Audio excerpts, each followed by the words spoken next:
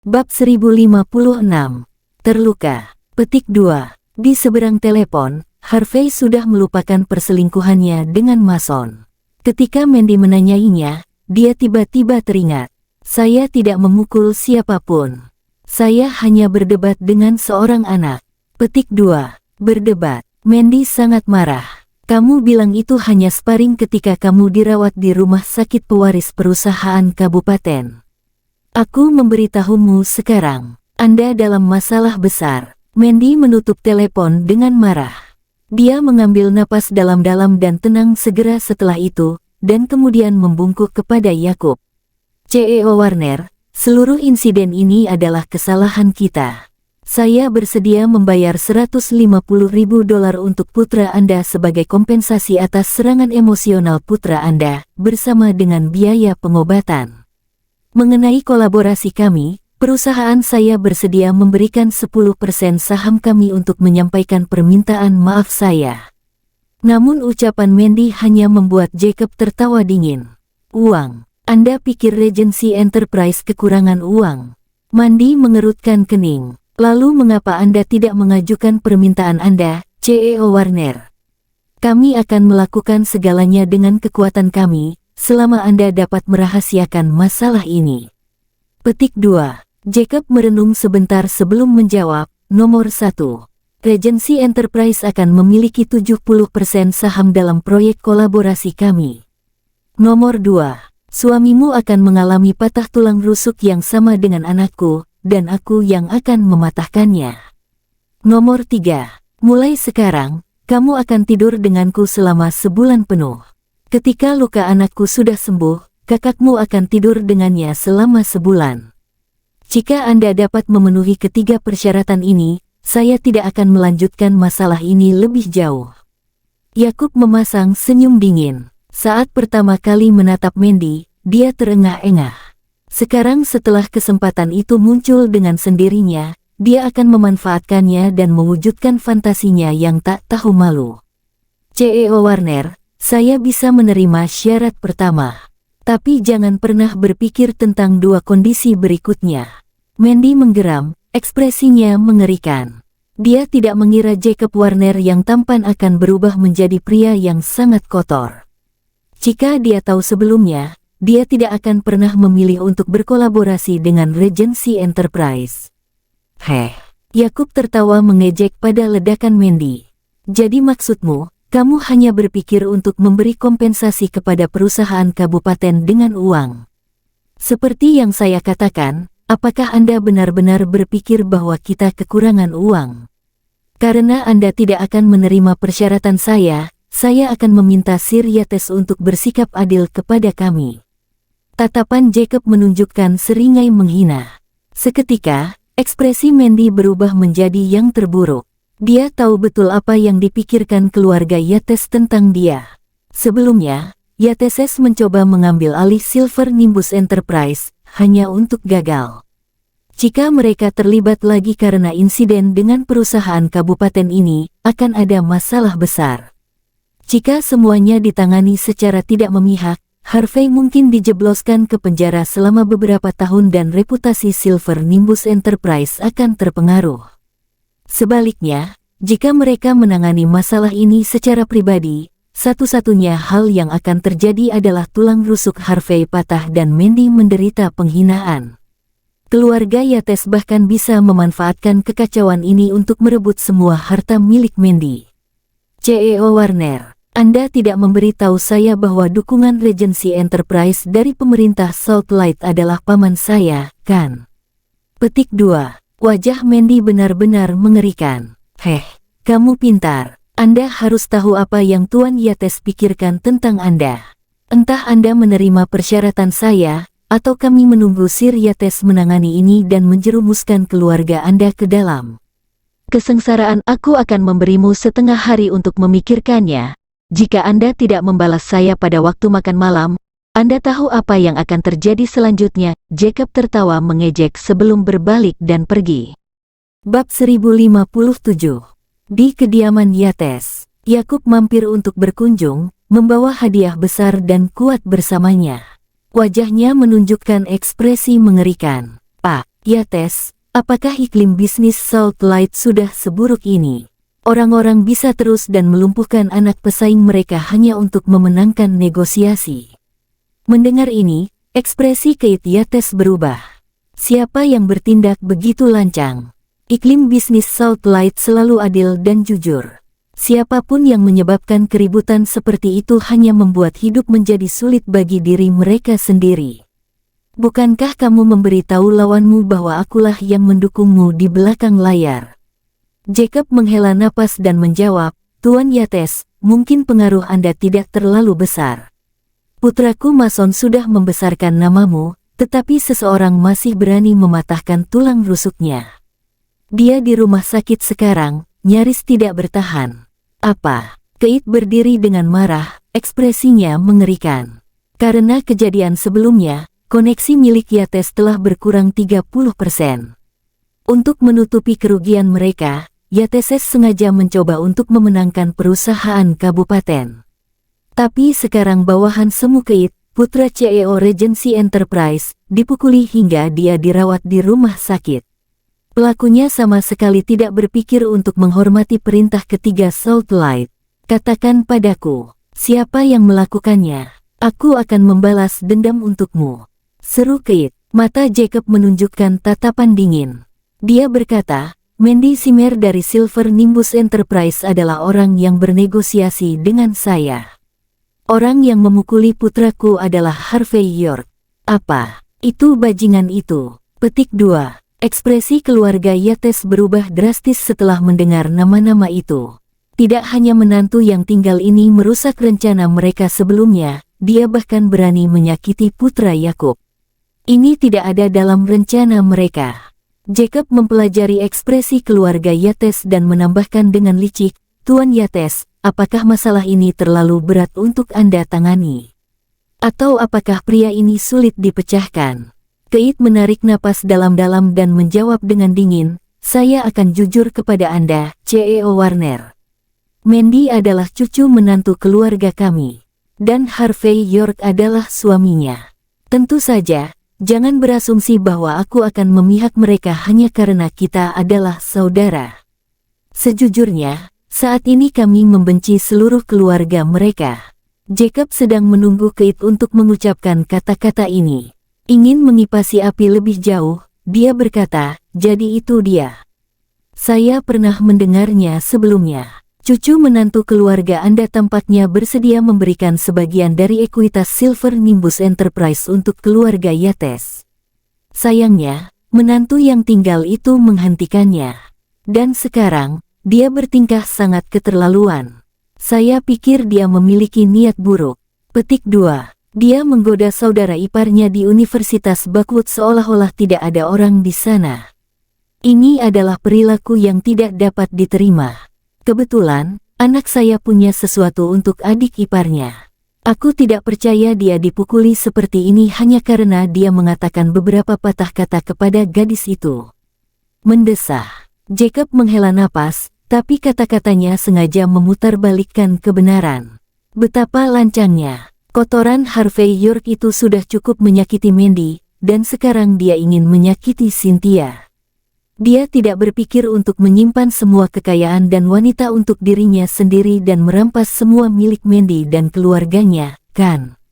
Keluarga Yates tidak terlalu marah sebelumnya, tetapi ketika mereka mendengarkan Yakub, mereka menjadi sangat marah. Ini menjijikkan. Pria itu tidak peduli dengan keluarga Yates. Orang-orang seperti dia harus dikeluarkan dari keluarga secepat mungkin. Itu semua karena dia sehingga Mandy menjadi sangat memberontak. Keith menghembuskan tawa dingin, aku akan memastikan untuk mengurus ini hari ini. Bab 1058. Jacob tersenyum licik melihat betapa gelisahnya orang-orang Yates itu. Sebelum ini, dia telah melakukan beberapa penyelidikan dan menemukan bahwa Mandy Zimmer adalah cucu menantu dari keluarga Yates. Namun, karena dia tidak yakin tentang hubungannya dengan Yates, dia perlu mengatakan semua itu untuk mendapatkan informasi dari Yates. Sekarang, dia mengerti bahwa keluarga Yates tidak menyambut Mandy Zimmer dan Harvey York. Aman untuk mengatakan bahwa Yates membenci pasangan itu.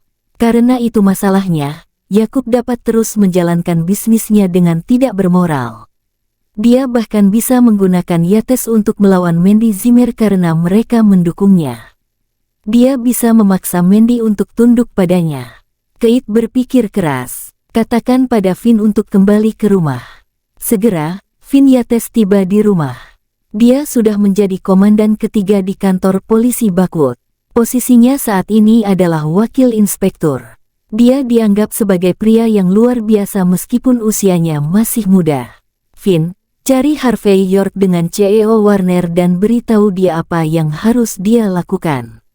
Dia memanfaatkan orang tanpa alasan selama ini. Jika CEO Warner tidak mau berbicara dengan pria itu secara pribadi, lempar dia ke balik jeruji agar dia bangun. Keith memerintahkan dengan kasar. Ayah, yakinlah, saya baru saja dipromosikan, jadi saya akan menangani semuanya dengan adil. Petik 2. Mata Finn berkilat dingin. Karena dia kekurangan bantuan, dia terpaksa beroperasi sebagai orang ketiga untuk beberapa waktu. Saat ini, hatinya dipenuhi dengan ketidaksenangan. Seandainya Mandy menyerahkan saham Silver Nimbus Enterprise, karir Finn pasti akan berkembang jauh lebih cepat.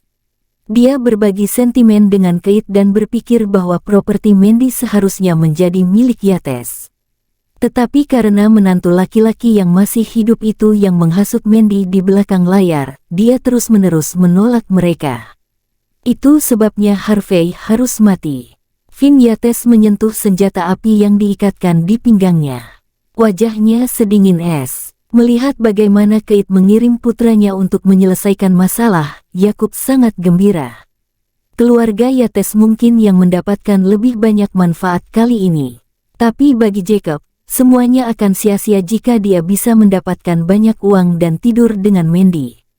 Yang paling penting adalah dia akhirnya bisa menjadi sekutu sejati dengan keluarga Yates karena semua urusan ini. Masa depan Regency Enterprise tampak menjanjikan. Sore hari, di The Gardens Residence, Mandy segera menyerbu Harvey saat dia tiba di rumah dan meledak. Harvey, bisakah kamu membiarkanku merasa nyaman sekali? Bagaimana kamu bisa menyebabkan keributan tanpa alasan? Mason Warner yang kamu pukul itu adalah putra satu-satunya Jacob Warner. Regency Enterprise adalah bisnis besar yang didukung oleh keluarga besar. Saya mendengar bahwa Paman Keith juga telah mendukung mereka di belakang layar. Sekarang keluarga Paman punya alasan untuk menelan kita semua. Kau membiarkan mereka menguasai kita. Apakah kamu menyadari betapa seriusnya ini? Kekecewaan tertulis di seluruh wajah Mandy. Dia berpikir bahwa Harvey akan tumbuh sedikit akhir-akhir ini dan memikirkannya, dan mungkin bahkan membantunya sedikit. Bukan saja dia tidak menawarkan bantuan seperti itu, dia bahkan menyebabkan lebih banyak masalah dan merugikan orang lain dalam prosesnya.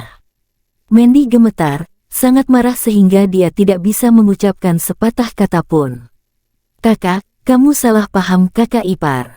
Mason terus melecehkan saya dan ingin melakukan hal-hal menjijikkan kepada saya.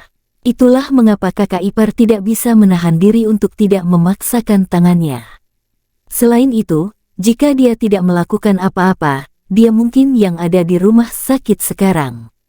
Ketika Mandy mendengar penjelasan Cynthia, dia tahu situasinya tidak bisa dihindari. Dia menghela nafas, aku tahu kamu benar, tetapi apakah tidak ada alasan dengan anak itu, kenapa kamu mulai berkelahi? Bab 1059.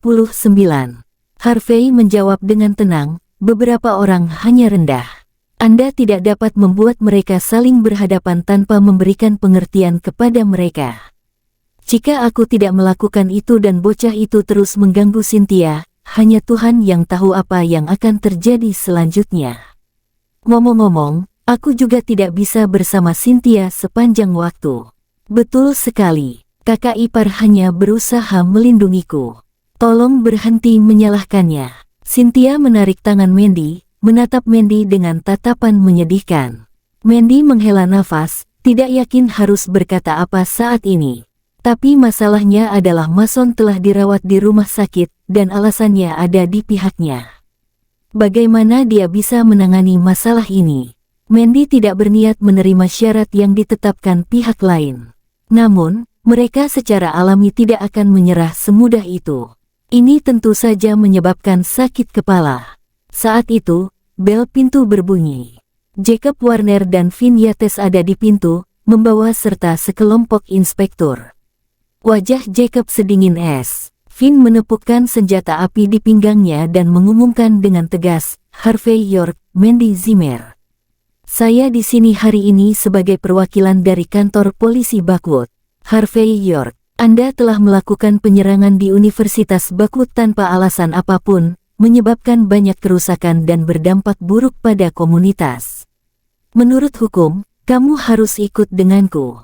Tetapi yang berperkara, CEO Warner, ingin berdamai dengan Anda. Karenanya, saya memberi Anda batas waktu. Petik 2. Kamu akan pergi ke Emperor Clubhouse dan menyelesaikan kekacauan ini sebelum tengah malam. Jika kamu tidak mematuhi, aku akan membawamu langsung ke penjara pada hari berikutnya." Yakub menyeringai. "Ingat, sebelum tengah malam. Bahkan jika kamu berlutut dan memohon padaku setelah itu, aku tidak akan memberimu kesempatan." Cynthia menyela, penuh ketidakpuasan, "Orang tua, Finn Yates. Bisakah kalian berdua setidaknya memiliki beberapa alasan di balik logikamu?" Petik 2. Mason yang melecehkanku lebih dulu.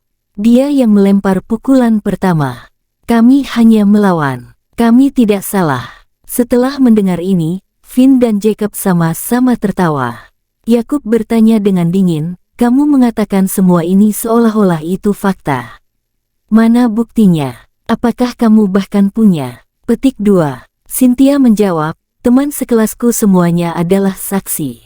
"Maksudmu orang-orang ini?" Yakub bertepuk tangan. Beberapa lusin mahasiswa semua masuk. Pria yang memimpin mereka adalah Dwayne Harris, yang hidungnya berdarah dan wajahnya bengkak. Dwayne menutupi wajahnya dan berkata, "Cynthia, bisakah kamu berhenti memutarbalikkan kebenaran? Kamu dan iparmu adalah orang-orang yang saling berpelukan tanpa malu-malu di kampus hari ini." Mason melihat apa yang terjadi dan mencoba untuk campur tangan. "Itu sebabnya kakak iparmu memukulinya." "Ya, seperti yang diharapkan dari keluargamu. Kalian semua tidak tahu malu." "Mason punya niat baik. Bagaimana kamu bisa melakukan hal seperti ini padanya?" Petik 2. "Dan sekarang, kamu bahkan berpura-pura dianiaya di depan saudara perempuanmu. Ini pertama kalinya aku melihat pasangan yang tidak tahu malu seperti itu. Kalian semua." Cynthia terkejut melampaui kepercayaan. Semua siswa ini adalah senior yang telah begitu baik padanya. Ketika mereka mencoba mengejarnya, mereka tampaknya bersedia melakukan apa saja. Setiap orang dari mereka tampak seperti orang jujur. Namun saat ini mereka semua menyemburkan omong kosong, mencoba membelokkan kebenaran.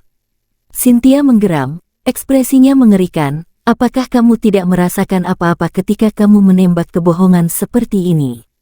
Atau apakah Mason Warner begitu menakutkan bagimu?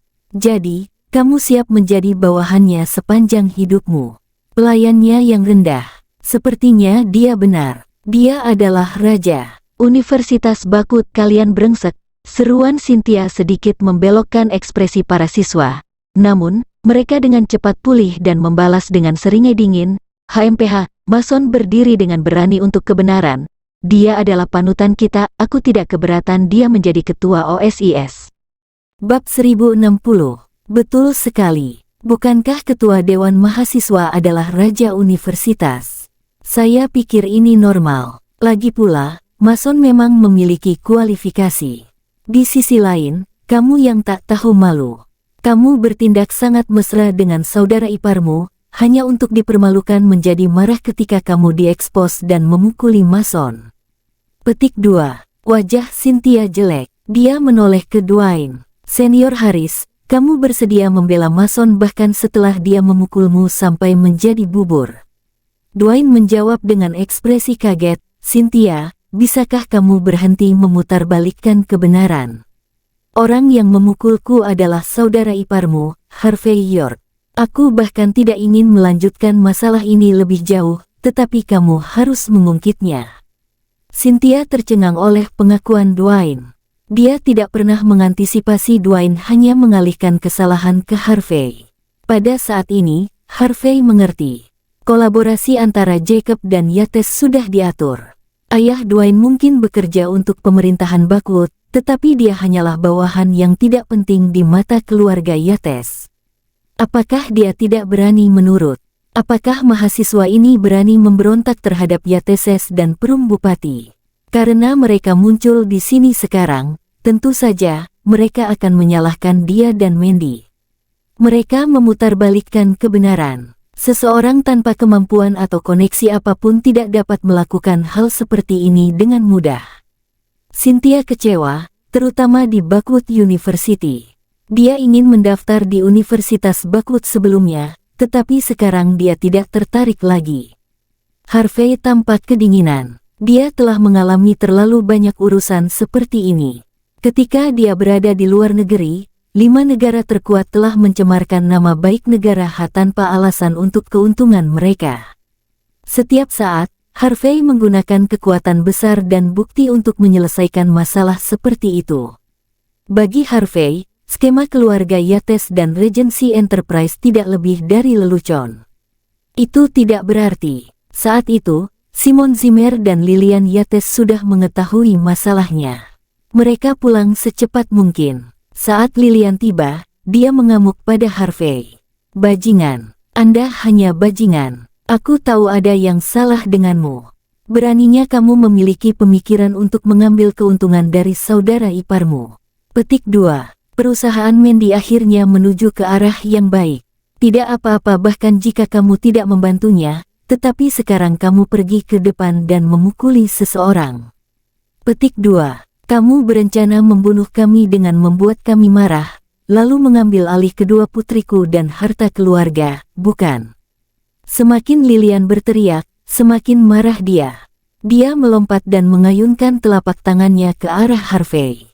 Wajah Harvey dingin, dia mundur selangkah, membuat Lillian merindukan tamparannya. Karena dia telah menggunakan terlalu banyak kekuatan, dia hampir tersandung. Simon mengangkat Lillian lalu memelototi Harvey seolah Harvey terus gagal memenuhi harapan. "Harvey, saya siap menerima Anda bahkan jika Anda memberi Mandy mobil yang dibeli dengan uang kotor. Sepertinya pamanmu benar. Kalian berdua harus bercerai sesegera mungkin. Untuk menyinggung perusahaan besar seperti Regency Enterprise, bagaimana Silver Nimbus Enterprise dapat bertahan di masa depan jika Anda masih bersama Mandy?"